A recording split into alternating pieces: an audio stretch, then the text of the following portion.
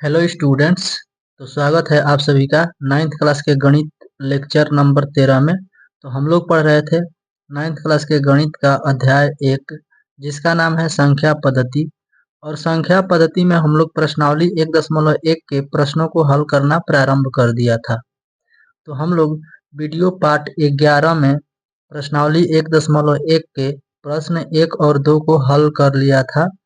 इस वीडियो में हम लोग पढ़ेंगे प्रश्नावली 1.1 के प्रश्न संख्या 3 और 4 को। ठीक है, तो चलिए आप लोग इस वीडियो में अंत तक बने रहिए, जिससे आप लोग बहुत ही अच्छे से इन प्रश्नों को समझ पाएंगे। तो चलिए इस वीडियो को हम लोग स्टार्ट करते हैं और देखते हैं प्रश्न। देखिए स्टूडेंट्स, तीसरा प्रश्न है 3/5 और 4/5 के बीच 5 परिमेय संख्याएं ज्ञात कीजिए। 3/5 और 4/5 के बीच में कितनी परिमेय संख्याएं ज्ञात करना है?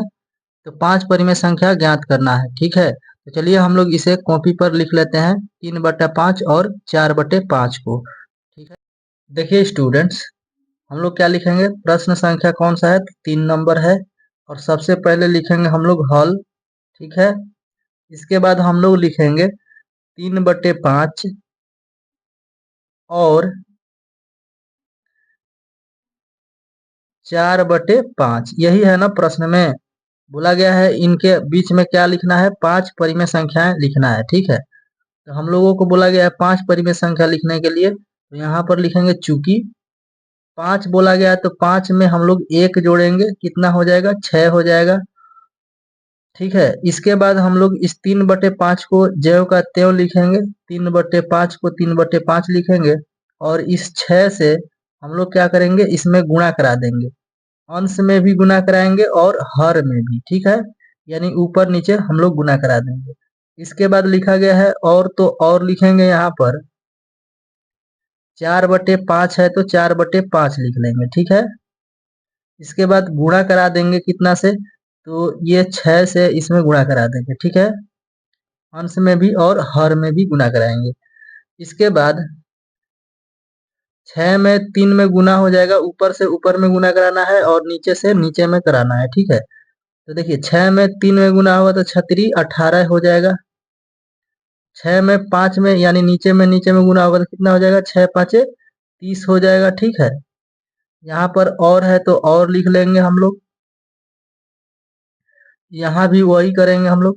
6 में 4 में गुना करेंगे तो 6×4 24 हो जाएगा।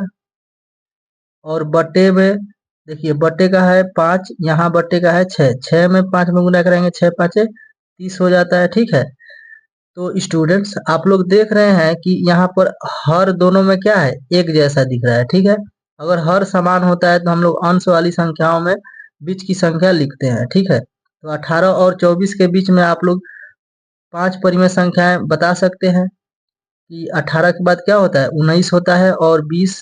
इस तरीके से बता सकते हैं ना आप लोग। तो यहाँ पर लिखेंगे हम लोग अतः बीच की अतः बीच की 5 परिमेय संख्याएं अतः बीच की 5 परिमेय संख्याएं हम लोग लिख लेंगे। ठीक है,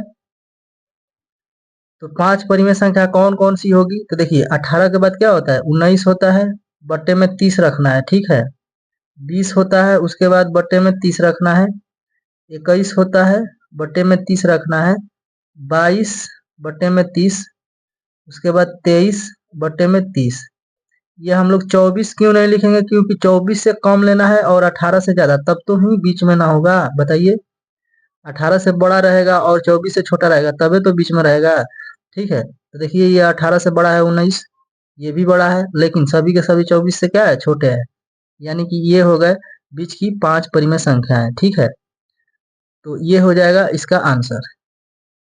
तो स्टूडेंट्स, जैसा कि आप लोग जानते हैं कि दो परिमेय संख्याओं के बीच में अनेक परिमेय संख्या होती है, इस वजह से ये आंसर जो है बुक के आंसर से मैच कर भी सकता है और मैच नहीं भी कर सकता है। ठीक है, तो उससे आप लोग टेंशन मत लीजिएगा। ठीक है, क्योंकि ये भी सही है और बुक का आंसर भी सही है। ठीक है, अब हम लोग बढ़ते हैं अगले प्रश्न प्रश्न संख्या 4 पर, ठीक है। देखिए स्टूडेंट्स, चौथा प्रश्न है, बोला गया है नीचे दिए गए कथन सत्य है या असत्य, कारण के साथ अपने उत्तर दीजिए। तो देखना है कि ये पहला और दूसरा तीसरा, देखिए चौथे में 3 पार्ट दिए गए हैं और बताना है कि कौन सा सत्य है और कौन सा असत्य है और उनका कारण भी देना है साथ में, ठीक है।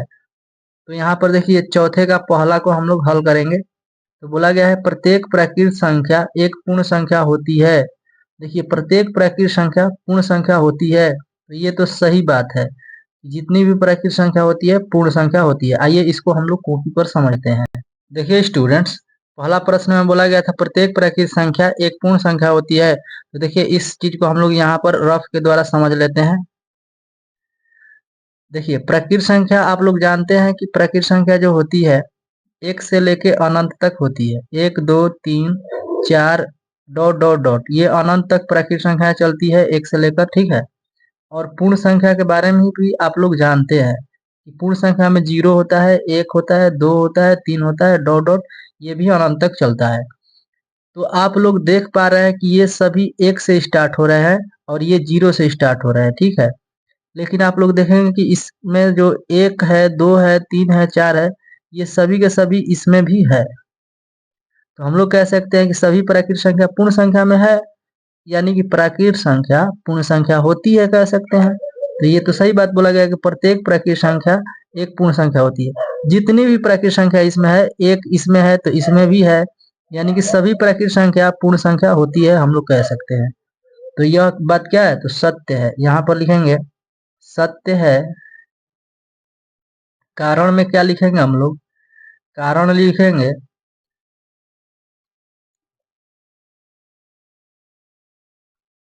कारण में लिखेंगे सभी प्राकृत संख्या, सभी प्राकृत संख्या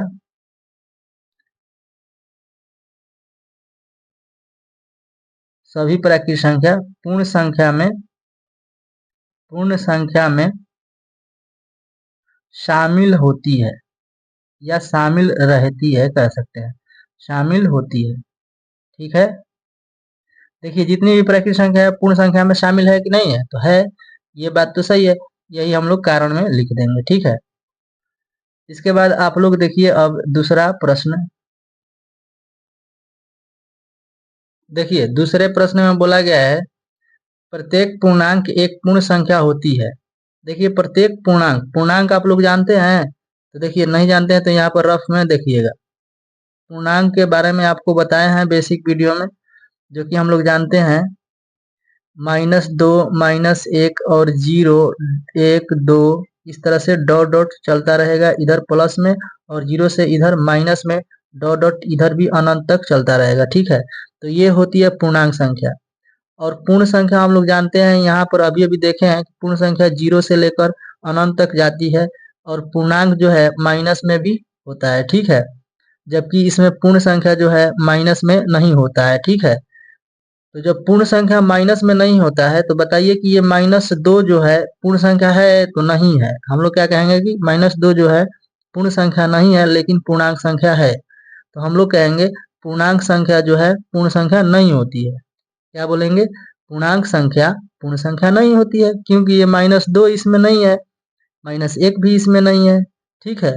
अगर क्वेश्चन पूछा जाए कि पूर्ण संख्या पूर्णांक होती है तो बिल्कुल भी कह लेंगे हम लोग कि होती है, ठीक है। क्योंकि ये 0 से लेकर सभी संख्याएं इसमें है, तो हम लोग कहेंगे कि प्रत्येक पूर्ण संख्या पूर्णांक है, लेकिन प्रत्येक पूर्णांक पूर्ण संख्या नहीं है। क्योंकि -1 पूर्ण संख्या में नहीं होता है, -3 नहीं होता है, -10 नहीं होता है, कुछ भी माइनस वाला संख्या पूर्ण संख्या में नहीं होता है। तो हम लोग इसका आंसर क्या लिखेंगे, बोला गया है प्रत्येक पूर्णांक एक पूर्ण संख्या होती है, हम लोग लिखेंगे कि यह असत्य है। क्या लिखेंगे, असत्य है। कारण लिखेंगे हम लोग, कारण में लिख देंगे कि -1 -2 आदि पूर्णांक है, पूर्णांक है, लेकिन लेकिन पूर्ण संख्या नहीं है, पूर्ण संख्या नहीं है। हम लोग कारण में इतना लिख सकते हैं, ठीक है। तो ये हो जाता है अपना आंसर। देखिए चौथे का तीसरा प्रश्न है। चौथे का तीसरा प्रश्न में बोला गया है प्रत्येक परिमेय संख्या एक पूर्ण संख्या होती है। अब यहाँ पर देखिए प्रत्येक परिमेय संख्या मतलब जितनी भी परिमेय संख्या होती है वह पूर्ण संख्या होती है। क्या यह सही है? तो हम लोग यहाँ पर रफ के द्वारा हम लोग समझ लेंगे, ठीक है। तो देखिए पूर्ण संख्या तो आप लोग जानते हैं, अभी अभी सीखे हैं कि 0 से लेकर अनंत तक जो संख्या जाती है उसे हम लोग क्या कहते हैं? पूर्ण संख्या कहते हैं, ठीक है। और परिमेय संख्या किसे कहते हैं? तो जो संख्या p बटे q के रूप में लिखी गई होती है उसे हम लोग क्या कहते हैं? तो परिमेय संख्या कहते हैं। परिमेय संख्या यानी कि 2/3, -2/3, माइनस में 5/4, ये सभी क्या है? ये सभी तो परिमेय संख्या हो गई, ठीक है। ये भी परिमेय है, ये भी परिमेय है, ये भी परिमेय है, इत्यादि। माने और भी संख्याएं हो सकती है परिमेय संख्या, ठीक है।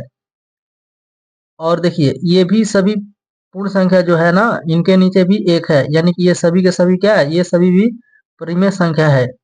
लेकिन आप हमें ये बताइए कि ये 2/3 जो है इसमें है कहीं? यानी पूर्ण संख्या में 2/3 आता है कहीं? तो बिल्कुल भी नहीं आता है, ठीक है।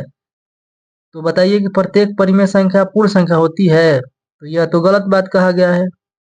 यानी कि प्रत्येक जो परिमेय संख्या है वह पूर्ण संख्या नहीं होती है।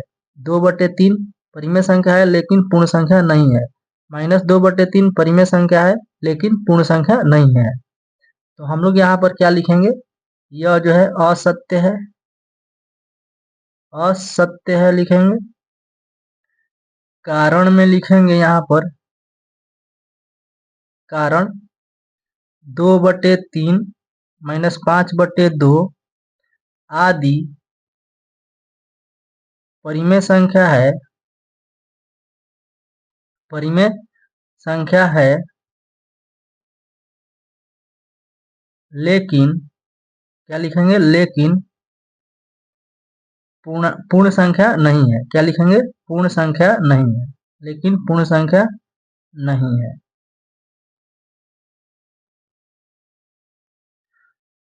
ठीक है, इतना लिखेंगे, ये हो जाता है अपना आंसर। तो स्टूडेंट्स उम्मीद करते हैं कि आप लोग बहुत ही अच्छे से इन प्रश्नों को समझ पा रहे होंगे। और अगर आपको वीडियो पसंद आ रहा है तो वीडियो को एक लाइक कीजिए, एक प्यारा सा कमेंट कीजिए। और अगर आप चैनल पर नए हैं तो चैनल को सब्सक्राइब कर लीजिए। और जैसा कि आप लोग जानते हैं कि इस चैनल पर 9th क्लास के गणित को बिल्कुल फ्री में पढ़ाया जा रहा है और पूरा डिटेल में बताया जा रहा है आपको। तो क्या करिए कि इस वीडियो को अपने दोस्तों में ज़्यादा से ज़्यादा शेयर कीजिए और आपके पास जितने भी ग्रुप हैं उन सभी ग्रुपों में इस वीडियो को शेयर कर दीजिए, ठीक है, ताकि वो लोग भी यहाँ से फ्री में बिल्कुल सीख सके, ठीक है। तो इस वीडियो में इतना ही स्टूडेंट्स। आप लोग अगर इसका स्क्रीनशॉट लेना चाहते हैं तो आप लोग स्क्रीनशॉट ले सकते हैं और अपना नोट्स तैयार कर सकते हैं, ठीक है। तो चलिए आप लोग इसका स्क्रीनशॉट ले लीजिए।